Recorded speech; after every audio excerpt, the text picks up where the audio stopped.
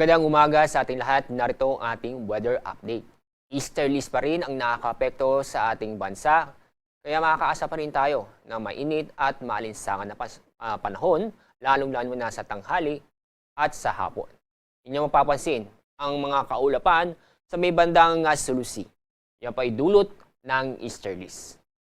Sa inyong nakikita, wala po tayong namamataan o binabantayang low pressure area o bagyo sa ating o sa loob ng ating Philippine Area of Responsibility. At yun din sa may parte na ng dagat Pasipiko.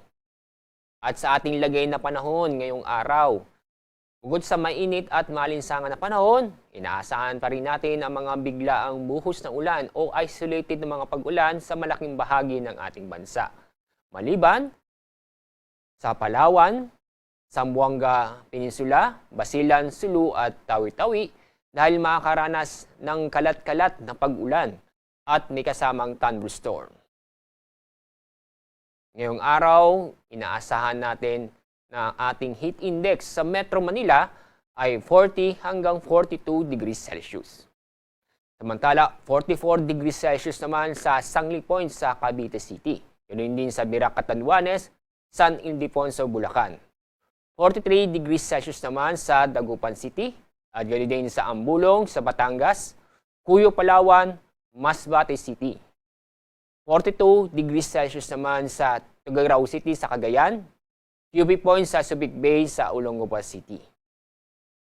Inaasahan din natin na abot ng 43 degrees Celsius sa Rojas City sa Capiz, Iloilo City sa Iloilo, 42 degrees Celsius sa Bacnotan, La Union, ISO Etiague, Isabela, Baler, Aurora. Abot din ng 42 degrees Celsius sa Taog Camilig, Tarlac, San Jose Occidental, Mindoro, Puerto Princesa City sa Palawan, at yun din maranasan o inaasahan na abot ng 42 degrees Celsius sa Tungumangas, Iloilo, Catarman sa Northern Samar. Inaasahan po natin ang araw sa sikat mamayang 5:44 ng umaga. Mamayang hapon, inaasahan natin ang araw lulubog sa ganap na 6:10 ng hapon.